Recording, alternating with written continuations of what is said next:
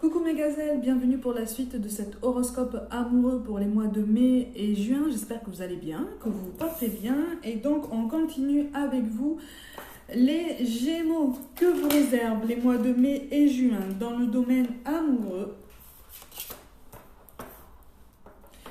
Ok, on réfléchit, d'accord, on réfléchit pour certains d'entre vous à un nouveau départ ou en tout cas à quelque chose qui pourrait y ressembler. Que tu sois célibataire ou engagé avec quelqu'un, tu souhaites un renouveau, un renouvellement, une nouvelle fraîcheur, quelque chose qui va pouvoir te redonner un petit peu des ailes ou quelque chose qui va pouvoir te permettre de te sentir un petit peu mieux, un petit peu plus libre, même engagé en fait, hein, tu vois, un petit peu plus confortable. Dans tous les plans d'ailleurs, hein. Dans tous les plans. Donc on est sur un nouveau départ. Alors c'est un nouveau départ effectivement qui prend du temps. Soit c'est toi, soit c'est la personne en face de toi pour ceux qui sont engagés, qui met du temps en fait à se positionner par rapport à un deuxième qui est force de proposition. Il est question aussi d'un poids familial. Peut-être qu'il y a des enfants entre vous, ou peut-être que l'un de vous deux a des enfants et il y a des contraintes, enfin il y a des contraintes. Il y a une logistique à envisager hein, de toute façon par rapport à tout ça. On t'encourage vraiment, vraiment hein, à te libérer du regard des autres. Hein, ça, il n'y a pas de problème pour ça. Concentre-toi sur ton bien-être. Concentre-toi sur le bien-être de ton duo si tu es engagé. Mais surtout, on te dit, ouvre le dialogue, ouvre la communication. Ne retiens pas ta colère, ne retiens pas les ressentiments. Et pour ceux qui sont avec quelqu'un, si tu sens qu'en fait la personne en face de toi est dans une phase de blocage, on t'invite vraiment à essayer d'engager la conversation avec elle, hein, d'accord? Parce qu'il y a des peurs. Là, il y a des peurs limitantes qui apparaissent beaucoup, beaucoup. Alors, on a peur de l'échec, hein. On a peur de se tromper. On n'est même pas sur la peur de l'abandon. On n'est même pas sur la peur d'autres peurs, en fait, émotionnelles qui correspondent à ce qu'on appelle des blessures de l'âme. On est vraiment sur la peur de l'échec, hein. Donc, on s'imagine des scénarios. On est dans la théorie, on est dans le conditionnel, on est dans le supposé. On est dans l'histoire imaginée, dans les plans B, les plans C, les plans tout plein de possibilités, alors qu'on n'est pas dans sa réalité, tu vois. On t'encourage vraiment à essayer de t'ancrer, à être un petit peu plus présent par rapport à tout ça, parce que soit c'est toi, soit c'est en face de toi en fait on a l'impression en fait que si c'est à toi qu'on le dit, on a l'impression en fait que tu es là physiquement. Mais qu'au niveau de ton raisonnement, tu n'es même pas dans les projets avec cette personne. D'accord ? Pour les célibataires, c'est pareil. Hein, on est sur un besoin de renouveau, un besoin de se recadrer au quotidien, un besoin de réorganiser quelque chose au quotidien toujours pour avoir cette impression de mouvement. Hein. On est quand même sur une belle évolution. Hein. De toute façon, en énergie dominante, mais c'est une belle évolution qui risque de mettre un petit peu de temps à se mettre en place parce que justement, cette peur de l'échec te paralyse encore. Et pourtant, on y pense, hein. On y pense, hein. On est dans la théorie, il y a la roue de la fortune qui tombe, hein. Donc on est quand même vraiment sur quelque chose qui va prendre place quand même d'ici la fin de l'été, hein, normalement. On verra sur les guidances suivantes, mais sur mai-juin, effectivement, on commence à comprendre que là, il va falloir se positionner et faire un choix assez rapide. Pour certains d'entre vous, il est question aussi d'un déménagement ou d'un changement de lieu de vie. Un emménagement, une vie en commun en fait. Hein. Et c'est ce sur quoi en fait l'un de vous deux a réfléchi et réfléchi encore pendant longtemps. Et depuis longtemps. Mais on se pose trop de questions. À trop être dans la théorie, si tu veux, à un moment donné, c'est comme si l'univers te disait maintenant plonge dans la pratique. Là. Plonge dans la pratique parce qu'il n'y a que comme ça que tu verras en fait ce que ça donne. Hein. Parce que là, c'est en train de biaiser en fait toutes tes communications. Si tu es engagé avec quelqu'un, tu vois, ça correspond à ce décalage de communication dont je te parle depuis le début du tirage. Hein. Il y a une nouvelle stabilité qui se trouve de toute façon avec cette personne, mais c'est une nouvelle stabilité qui va se trouver dans les mots, qui va se trouver dans les échanges. Parce que soit c'est toi, soit c'est en face de toi qu'on a besoin de comprendre comment fonctionne l'autre et ce qui se passe dans l'esprit de l'autre. Hein. Pour les célibataires, alors on n'est pas sur une mise en retrait, tu continues de faire des rencontres, ou en tout cas tu en as envie de ce qui ressort ici. Mais pour l'instant, sur mai-juin, rien de concret n'apparaît vraiment très très fort. Ça ne veut pas dire que ça ne viendra pas du tout sur l'été, hein. Mais tu prends ton temps. Tu prends ton temps. Et pour certains d'entre vous célibataires, on essaie de se concentrer sur le professionnel parce que c'est comme si tu te disais, c'est la seule chose sûre et certaine sur laquelle vraiment je peux en fait appuyer par force, je peux vraiment être force de proposition, force de choix, force de mouvement, hein. Alors, il y a une incompréhension pour ceux qui sont en couple. C'est comme si l'un de vous deux avait la conviction, en fait, de prendre des initiatives et de faire des pas en avant et d'avoir même des gestes d'attention, des choses qu'on a forcément, des choses qu'on a un petit peu perdues. Et c'est comme si la personne qui recevait ne voyait pas tous ses efforts. Tu vois, donc c'est pour ça que je te dis qu'il y a une communication qui est biaisée ici en fait, hein. C'est parce qu'on a l'impression, d'un côté on a l'impression que l'autre ne fait absolument aucun effort parce qu'en fait on ne voit plus ce qui est fait et on a une idée en tête de ce qu'on veut réellement et donc on se braque exactement sur ce qu'on veut et pas sur ce qu'il y a. Et de l'autre côté, on a une personne qui est pourtant convaincue en fait de faire pas forcément tout ce qu'il faut, mais en tout cas de faire quelques efforts pour essayer de faire avancer les choses, mais que l'autre ne voit rien. Tu vois, donc on est un peu sur un dialogue de sourds qui fait que effectivement, il y a une communication à améliorer, hein. Alors pour certains d'entre vous, on est quand même sur des duos, pour ceux qui sont avec quelqu'un, on est quand même sur des duos qui sont quand même assez récents. On n'est pas sur des couples qui sont ancrés depuis des décennies ensemble, hein. De ce qui ressort ici, on est plus quand même sur une communication à apprivoiser, à comprendre, à moduler, des curseurs qui restent encore à régler, hein. Vraiment, on est encore en train d'essayer de... C'est ça. On n'ose plus trop prendre la moindre décision parce qu'il y a eu des tensions là récemment. Il y a eu des tensions dans votre communication qui ont alimenté des doutes et qui ont surtout alimenté cette peur de l'échec. Cette fameuse peur de l'échec dont je te parle depuis tout à l'heure. Et en fait, là, on te dit, mais en fait, cette peur, elle sera surmontée essentiellement, encore une fois, par la communication, mais par le fait, en fait, de s'ouvrir. De ce qui ressort ici, tu n'as pas forcément, l'un de vous deux en fait n'a pas forcément l'habitude de s'ouvrir au dialogue, de s'ouvrir à la communication, ou en tout cas d'aller en profondeur dans les projets, dans l'explication, dans tous les ressentis. Et là on te dit effectivement, c'est pas un passage obligé, hein, c'est toi qui vois, hein, mais on te dit qu'effectivement ce blocage-là risque de perdurer si tu bloques aussi en fait sur cette difficulté à communiquer. Mais il y a un déblocage qui est possible, hein, effectivement. Il y a un déblocage qui est possible. Mais il y a un déblocage qui est possible, mais qui sort du cadre. Visiblement, ton duo là, et même pour ceux qui sont célibataires, hein, toi-même au niveau de la personnalité, alors c'est peut-être ton métier, c'est peut-être ta personnalité ou ta vision de la vie qui sort du cadre. Qui sort d'un schéma très universel, très lisse, très encadré, très socialement accepté. Tu es toi-même en fait. Donc soit c'est à toi qu'on reproche ça, soit c'est à la personne en face de toi pour ceux qui sont engagés en fait, hein. Il y a quelque chose qui sort du cadre, mais c'est plutôt bien, hein. C'est plutôt bien. Mais ça entraîne effectivement des incompréhensions. Ça entraîne plutôt des malentendus. C'est ça, il y a des enfants qui sont en ligne de compte là. Il y a des enfants, alors c'est soit des enfants qui sont déjà là, soit une volonté de fonder un foyer et le mode de vie, selon l'entourage, ne correspond pas à l'environnement traditionnel dans lequel un enfant doit arriver. C'est vous qui voyez, hein, c'est vous qui voyez, mais il y a une mise en retrait, il y a une mise à distance par rapport au cercle soit familial, soit à certains membres du cercle amical qui finalement en fait vont se révéler plus des freins qu'autre chose en fait, hein.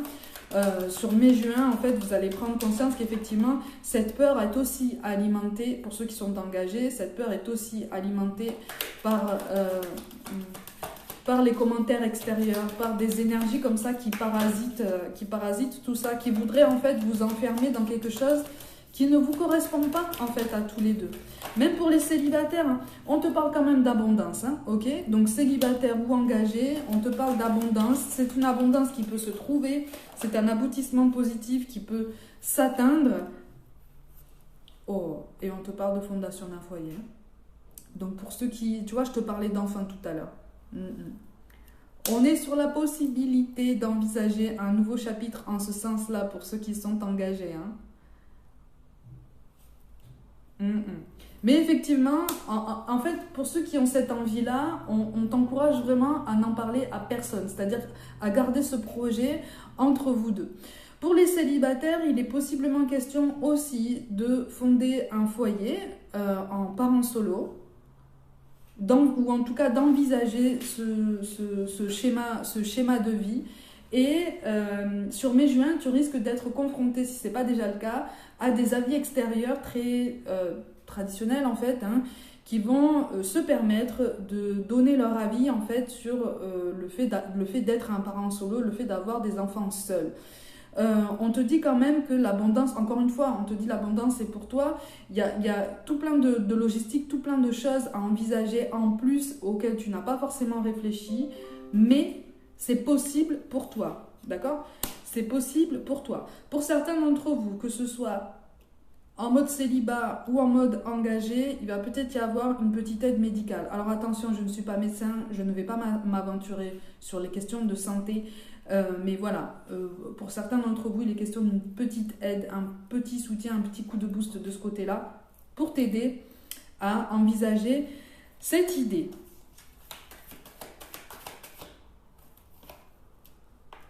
Ouais, on t'encourage quand même à garder cette détermination.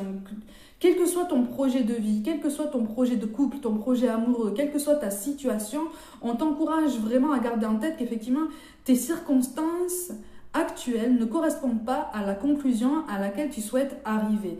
Et c'est tout à fait OK comme ça en fait, c'est vraiment parfait comme ça. Il y a une phrase qui dit ta condition actuelle n'est pas en fait ta conclusion. Quelque chose comme ça. Ta condition actuelle ne te détermine pas. Elle ne détermine pas ton chemin à venir. Et on est vraiment sur ça, en fait. Pour ceux qui ne croient plus en l'amour, pour ceux qui ne croient plus en l'engagement, pour ceux qui ont cette peur de l'échec qui a tendance à les submerger un petit peu plus sur mai-juin, on t'encourage à te souvenir de cette phrase. Ta condition actuelle ne correspond pas au chemin que tu veux suivre. Pour certains d'entre vous célibataires, effectivement, qui se languissent de fonder un foyer, encore une fois, ou en tout cas de connaître ce qui t'inspire cette joie, en fait, selon toi, il y a une nouvelle rencontre qui arrive, mais on t'annonce quelqu'un qui a déjà des enfants. Donc, effectivement, cette notion de fondation de foyer ou de recomposition de foyer va vite entrer en ligne de compte et on va essayer d'y aller un petit peu avec des pincettes. Mais quand même, n'hésite pas à, entre guillemets, mettre les pieds dans le plat. Vraiment, on t'encourage. On t'encourage vraiment à le faire parce que c'est quelque chose, c'est un sujet de toute façon qui est amené à être ouvert, qui est amené à revenir de nombreuses fois sur le tapis. Même s'il y a des ralentissements, même si on met du temps à se mettre d'accord ou à se comprendre, en fait, on est vraiment en train de t'assurer que, quelle que soit ta situation, ce n'est pas un sujet qui est censé devenir tabou. C'est particulier comme guidance. Comme quoi? Il y a des gens ici, là, il y en a qui ne croient plus en l'amour, qui ne croient plus en leur légitimité d'être aimés avec autant d'intensité. Oui, on a peur en fait, tu as peur de ne plus connaître cette complicité, ce lien qu'on peut entretenir avec quelqu'un, mais ça arrive. Pour certains célibataires qui apparaissent ici, effectivement, cette nouvelle rencontre, elle arrive. Elle arrive. Alors effectivement, on te dit, essaye de ne pas mettre la charrue avant les bœufs, mais essaye de ne pas non plus bloquer la communication, le dialogue. C'est quelque chose qui va mettre du temps à se mettre en place, si tu veux, de façon vraiment concrète, voire même aussi de façon très officielle. Que tu sois engagé et que tu aies des projets de famille ou des projets de couple ou des projets divers, de toute façon.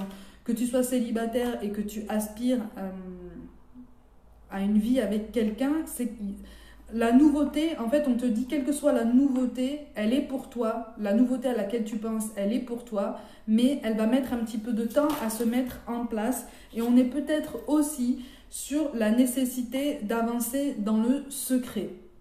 Ok? On a la notion de blessure de rejet, tu vois, avec la notion d'enfant intérieur. Mais ça apparaît comme quelque chose vraiment en voie de guérison un petit peu plus concrète, d'accord? Donc on est vraiment, c'est pour ça que tu as la nouveauté et la naissance de nouveaux projets en énergie dominante. C'est parce que tu es vraiment en train de passer un cap et d'encapsuler quelque chose de très important pour toi, hein, tu vois? On te parle de rencontres par synchronicité pour les célibataires, de bagues ou de cadeaux. Alors attention, un bague ou cadeau, on te parle d'engagement. Ce sont les fameux engagements dont je te parle depuis le début du tirage, hein, ok? La notion de surprise apparaît. Ok. Il y a un déplacement géographique. Ou quelqu'un qui habite assez loin de toi pour l'instant. Ça résonnera comme... Tu vois, et toi, tu étais en pause émotionnelle et relationnelle. C'est ça. Tu vois, je te le disais. Parce que, rupture. D'accord? Mais ça, c'est quelque chose qui est passé. Ça, c'est quelque chose qui est passé. Mais tu es encore marqué par tout ça, tu vois. C'est pour ça qu'en fait, pour les célibataires, tu as vraiment du mal à y croire à nouveau. Hein. Mais vraiment, on te dit, effectivement, ne te laisse pas submerger par cette peur de l'échec et par ce sentiment de désillusion par rapport à l'amour, parce qu'il y a quelque chose de nouveau qui apparaît hein, pour toi. Hein. On te parle d'hommes ou de femmes blondes ou en tout cas avec les cheveux clairs. La rupture pour les couples, attention, on ne te parle pas de séparation, hein. On te parle de décalage au niveau de la communication. C'est comme ça qu'il faut comprendre le message. Hein. Mais on a la concrétisation des projets qui apparaît. C'est beau ça. C'est beau ça. Et tu vois, la vie en commun. Tu vois, je t'en parlais. Le manque de douceur se traduit par le manque de communication avec le chakra de la gorge. Exprime-toi. Exprime-toi et accueille en fait la possibilité que tu peux offrir à la personne en face de toi de s'exprimer aussi. Et on a encore le déménagement, hein, le changement de ville. Hein. Donc, tu vois, éloigne-toi avec la douleur émotionnelle. Éloigne-toi des énergies dont je t'ai parlé et qui sont devenues un frein en fait par rapport à tout ça, qui sont devenues un frein par rapport à ton évolution et par rapport à ta transformation. On ne te dit pas de couper les ponts. C'est toi qui vois hein, après, hein. On garde notre libre arbitre. Hein. Mais on te dit, voilà, essaye de faire la part des choses parce que tous les conseils ne sont pas applicables forcément à l'énergie que tu souhaites mettre en place sur ton chemin. Souviens-toi, tes circonstances actuelles ne conditionnent pas, ne sont pas censées conditionner, si tu le décides en ce sens, le chemin que tu souhaites suivre. Tu es créateur de ta vie, tu es créatrice de ta réalité. D'accord ? Donc effectivement, tu les prends en compte, tu prends en compte la réalité de ta circonstance actuelle, mais dans ton état d'esprit et dans les énergies que tu génères, tu peux créer quelque chose d'autre, quelque chose qui correspond davantage à ce que tu veux. Ok ? Allez mes gazelles, comme d'habitude, prenez soin de vous, croyez en vous. Pour toute guidance personnelle, envoyez-moi un mail comme d'habitude, abonnez-vous, likez, commentez, partagez autour de vous. Et rejoignez-moi sur Instagram et TikTok pour du contenu différent sur les deux plateformes. Je vous envoie tout mon soutien et je vous dis à très vite.